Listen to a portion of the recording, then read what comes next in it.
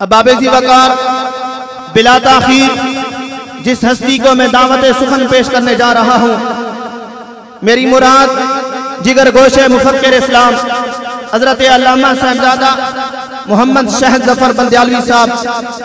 دیگر علماء و مشائخ کے صاحبزادوں کے برعکس پدرم سلطان بود کہہ کر اپنا تعارف کرانے والے نہیں ہیں، بلکہ آپ نے اپنے ہی مرکزی دارالعلوم جامعہ مظہریہ امدادیہ بندیال شریف میں درس نظامی کا 9 سالہ تنظیم المدارس کا سلیبس مکمل کیا، پھر جامعہ اسلامیہ اسلام آباد سے 2 سالہ تخصص فی الفقہ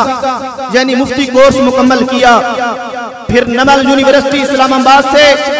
عربی بول چال میں ڈپلومہ مکمل کیا، سرگودا یونیورسٹی سے ایم.اے. علوم اسلامیہ اعلیٰ نمبروں میں پاس کیا، پھر نمل یونیورسٹی اسلام آباد سے ایم فل اسلامیات اچھے نمبروں میں پاس کیا، اور بحمدہ تعالیٰ اب جی سی یونیورسٹی فیصل آباد سے PhD کر رہے ہیں۔ آپ ایک قابل فخر مدرس اور بہترین خطیب ہیں۔ اگر میں یوں بھی کہہ دوں تو کوئی مذاکرہ نہیں، مجھے تو وہی لب و لہجہ نظر آتا ہے، مجھے تو وہی حسن گفتگو نظر آتی ہے، مجھے تو وہی عشق نظر آتا ہے، مجھے تو وہی سوز و گداز نظر آتا ہے جو اپنے والد ذی وقار میں نظر آتا ہے۔ اور آپ مرکزی دارالعلوم جامعہ مظہریہ امدادیہ بندیال شریف میں درس نظامی کے اسباق پڑھا رہے ہیں۔ پڑھا دینا کوئی کمال نہیں، بلکہ آپ مکمل دسترس رکھتے ہیں، صلاحیت رکھتے ہیں۔ میں آپ حضرات کے سامنے اور جگر گوشے مفکر اسلام کے سامنے زیادہ دیر حائل نہیں رہنا چاہتا۔ میں آپ کی آمد سے پہلے صرف اتنا کہوں گا، کس پیکر جمیل کی آمن چمن میں ہے، کس پیکر جمیل کی آمن چمن میں ہے، شرمندہ مہتاب سورج گہن میں ہے۔ نعروں کی گونج میں جگر گوشے مفکر اسلام اپنا خطاب شروع فرماتے ہیں۔ نعرہ تکبیر، نعرہ رسالت، نعرہ رسالت، آستانہ علیہ بندیال شریف، جگر گوشے مفکر اسلام، جگر گوشے مفکر اسلام۔ سرکار کی آمد، سرکار کی آمد، منٹھار کی آمد، سونے کی آمد، مکی کی آمد، جشن عید میلاد النبی، آستانہ علیہ بندیال شریف۔ الحمدللہ الحمدللہ الذی منہ الابتداء وإلیہ الانتہاء وعندہ حقائق الانباء وبیدہ ملکوت الاشیاء وصلاته علی محمد صلی اللہ علیہ وسلم وآلہ وصحبہ الاسفیاء اما بعد فاعوذ باللہ من الشیطان الرجیم بسم اللہ الرحمن الرحیم لا اقسم بهذا البلد وانت حل بهذا البلد صدق اللہ مولانا العظیم وصدق رسولہ النبی الکریم الامین الصلاة والسلام علیکہ یا سیدی یا رسول اللہ وعلا آلکہ واصحابکہ یا سیدی یا حبیب اللہ۔ دل جس سے زندہ ہے وہ تمنا تم ہی تو ہو، دل جس سے زندہ ہے وہ تمنا تم ہی تو ہو، ہم جس میں بس رہے ہیں وہ دنیا تم ہی تو ہو۔ معزز و محترم علماء کرام، مشائخ اعظام اور حاضرین ذوی الاحترام، یہ قانون قدرت ہے، یہ دستور کائنات ہے، یہ سنت الہیہ ہے کہ الہ العالمین نے مخلوق کی ہدایت کے لیے یکے بعد دیگرے انبیاء و رسول مبعوث فرمائے، پھر ان نفوس قدسیہ کی تائید کے لیے انہیں بے شمار معجزات عطا فرمائے۔ آدم علیہ السلام سے لے کر سیدنا عیسیٰ علیہ السلام تک جتنے بھی انبیاء و رسول تشریف لائے بے شمار عظمتیں، فضیلتیں اور معجزات لے کر آئے، لیکن جب باری آئی آمنہ کے لال کی جب باری آئی محبوب بے مثل و بے مثال کی، جب باری آئی محبوب رحماں کی، جب باری آئی سجدگاہ قدسیاں کی، جب باری آئی ساقیے بزم میں کشاں کی، جب باری آئی احمد مجتبیٰ کی، جب باری آئی محمد مصطفیٰ کی۔ تو انسان جب آپ سے منسوب ہوئے تو صدیق اکبر بن گئے، فاروق اعظم بن گئے، عثمان غنی بن گئے، علی شیر خدا بن گئے، امام حسن و حسین بن گئے۔ جب حیوان آپ سے منسوب ہوئے تو نہ صرف انسانوں کی بولیاں بولنے لگے بلکہ غیب کی خبریں بھی دینے لگ گئے۔ پھر انسان تو انسان رہے، حیوان تو حیوان رہے۔ جب بے جان اشیاء آپ سے منسوب ہوئیں تو آپ کی نسبت کے طفیل ان کو بھی بڑی فضیلتیں اور عظمتیں ملی کہ جن کی کائنات میں مثال نہیں ملتی۔ حاضرین ذویل احترام، اپنے اس آخری دعوے کی تائید کے طور پر میں 2 واقعے بیان کر کے اپنی حاضری کو مکمل کرتا ہوں۔ سب سے پہلے میں کھجور کے اس خشک تنے کی بات سناتا ہوں کہ جس کو حضور صلی اللہ علیہ وآلہ وسلم سے نسبت ہو گئی تھی۔ اس واقعے کو امام بخاری نے نقل کیا ہے، ابن ماجہ میں موجود ہے، ترمذی شریف میں موجود ہے۔ بخاری شریف کے الفاظ ہیں، حضرت عبداللہ ابن عمر فرماتے ہیں کہ کان النبی صلی اللہ علیہ وسلم یخطب الی جذع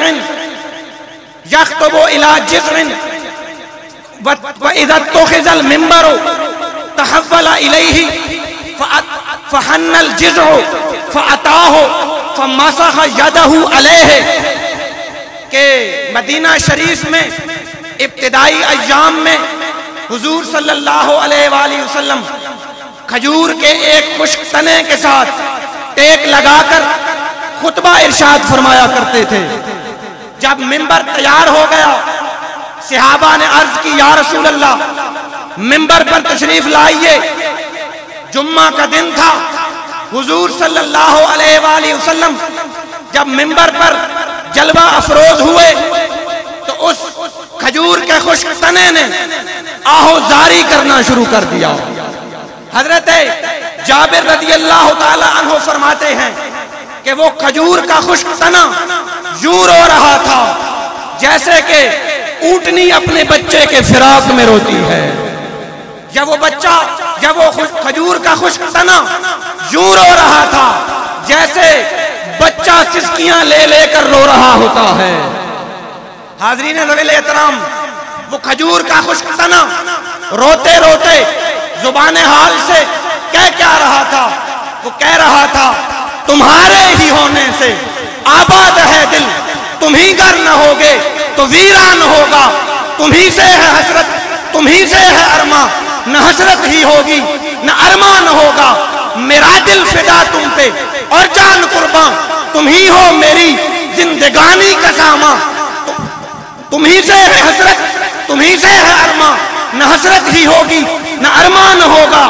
میرا دل فدا تم پہ اور جان قرباں، تم ہی ہو میری زندگانی کا سامان، تمہارے ہی کام گر نہ آئی جے جان تو پھر جان کا کیا میری جان۔ نعرہ تکبیر، نعرہ رسالت، نعرہ حیدری، جشن عید میلاد النبی۔ حاضرین ذویل احترام،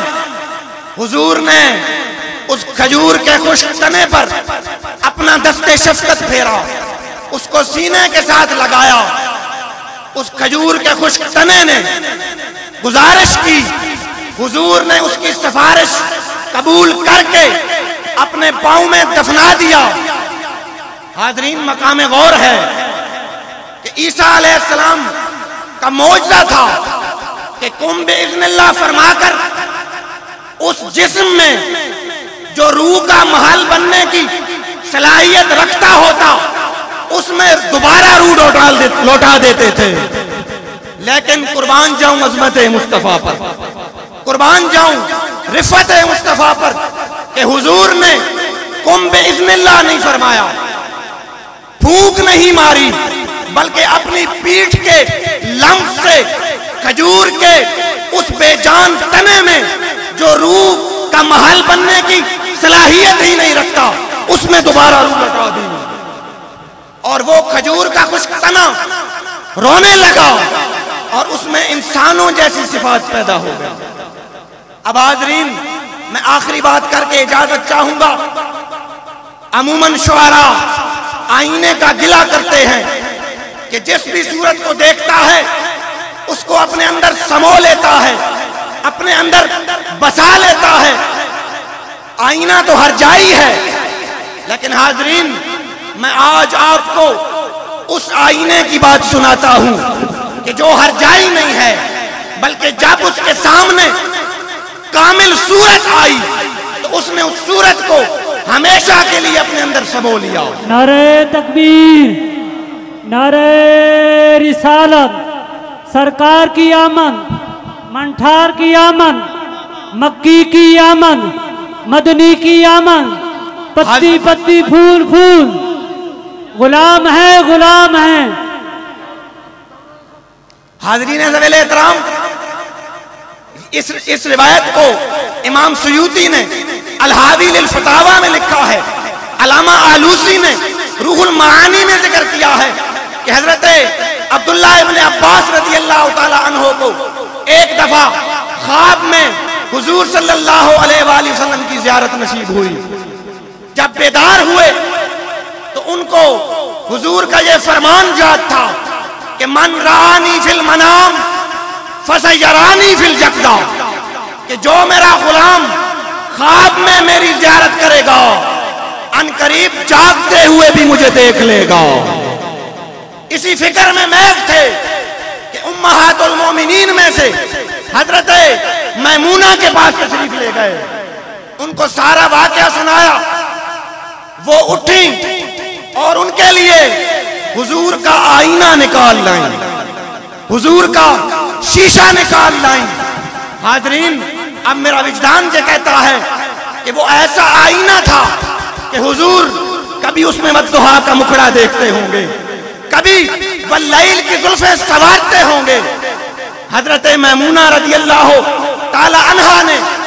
جب آئینہ دیا، حضرت عبداللہ ابن عباس فرماتے ہیں فَنَظَرْتُ فِي الْمِرْآةِ فَرَأَيْتُ صُورَةَ النَّبِيِّ وَلَمْ أَرَ لِنَفْسِي صُورَةً، کہ میں نے جب اس آئینے میں دیکھا تو مجھے اپنی شکل نظر نہیں آئی بلکہ صورت بددہا نظر آئی۔ نعرہ تکبیر، نعرہ رسالت، جشن عید میلاد النبی، آستانہ عالیہ بندیال شریف۔ اس شیشے میں حضرت عبداللہ ابن عباس کو حضور کا چہرہ نظر آیا۔ میں نے اس شیشے سے پوچھا کہ اے آئینے، تم نے اس حسن کامل کو دیکھا ہے، ذرا بتا تو صحیح وہ چہرہ کامل تھا کیسا؟ وہ آئینہ زبان حال سے کہنے لگا کہ چہرہ ہے کہ انوار دو عالم کا صحیفہ، آنکھیں ہیں کہ بحرین تقدس کے نگی ہیں، ماتھا ہے کہ وحدت کی تجلی کا ورق ہے، عارض ہیں کہ بالفجر کی آیت کے امی ہیں، گیسو ہیں کہ واللیل کے بکھرے ہوئے سائے، ابرو ہیں کہ قوسین شب قدر کھلے ہیں، گردن ہے کہ برفرق زمین اوج سریا، لب صورت یاقوت شعاعوں میں دھلے ہیں، قد ہے کہ نبوت کے خد و خال کا معیار، بازو ہیں کہ توحید کی عظمت کے علم ہیں، سینہ ہے کہ رمز دل ہستی کا خزینہ، پلکیں ہیں کہ الفاظ رخ لوح و قلم ہیں، باتیں ہیں کہ طوبہ کی چٹکتی ہوئی کلیاں، لہجہ ہے کہ جزداں کی زبان بول رہی ہے، خطبے ہیں کہ ساون کے امٹتے ہوئے دریا، قرات ہے کہ اسرار جہاں کھول رہی ہے، یہ دانت یہ شیرازہ شبنم کے تراشے، یاقوت کی وادی میں دمکتے ہوئے ہیرے، شرمندے تابے لب و دندان پیمبر، حرفے بسنا خانیوں خامہ بسریرے، یہ موج تبسم ہے کہ رنگوں کی دھنک ہے، یہ عکس مدانت ہے کہ ٹھہرا ہوا موسم، یہ شکر کے سجدے ہیں کہ آیات کی تنزیل، یہ آنکھ میں آنسو ہے کہ الہام کی رمجم، یہ ہاتھ یہ کونین کی تقدیر کے اوراق، یہ خط و خالد رخ مصحف و انجیل، یہ پاؤں یہ ماتاب کی کرنوں کے معابد، یہ نقش قدم بوسہ کہے رف رف جبریل، کس رنگ سے ترتیب تجھے دیجئے شاہا۔ نعرہ تکبیر، نعرہ رسالت، نعرہ رسالت، جشن عید میلاد النبی، آستانہ عالیہ بندیال شریف۔ کس رنگ سے ترتیب تجھے دیجئے شاہا، تنویر کے تصویر، تصور کے مصور، کس نام سے امداد طلب کیجئے تجھ سے، یاسین کے طٰہٰ، مزمل کے مدثر، کہنے کو تیرا فخر تیرے فخر کا باعث، لیکن تو سخاوت کے سمندر کا کنارہ، کہنے کو تیرے سر پہ ہے دستار یتیمی، لیکن تو زمانے کے یتیموں کا سہارا۔ نعرہ تکبیر، نعرہ رسالت، تاجدار ختم نبوت، تاجدار ختم نبوت۔ وہ آئینہ کہہ رہا تھا کہ مجھے ہر جائی کہنے والوں، میں ہر جائی تھا جب تک حسن کامل نہیں دیکھا تھا، جب سے حسن کامل کو دیکھا ہے ہمیشہ کے لیے اسی کو اپنے اندر کندہ کر لیا ہے۔ حاضرین، وہ آئینہ کہہ رہا تھا کہ تمہارے آستان سے جس کو نسبت ہوتی جاتی ہے، تمہارے آستان سے جس کو نسبت ہوتی جاتی ہے، اسے حاصل زمانے بھر کی رفعت ہوتی جاتی ہے۔ میری ہستی ہے آئینہ تیرے رخ کی تجلی کا، زمانے پر عجاں تیری حقیقت ہوتی جاتی ہے۔ حاضرین ذویل احترام، الہ العالمین سے دعا ہے کہ اللہ رب العزت ہمیں اسی نسبت مصطفیٰ پر، ہمارا دنیا میں بھی ہمیں اسی نسبت پر رکھے اور قبر میں بھی اسی نسبت پر رکھے، اور بروز حاشر بھی ہم اسی نسبت کے ساتھ اٹھیں۔ انہی الفاظ پہ اجازت، وآخر دعوانا الحمدللہ رب العالمین۔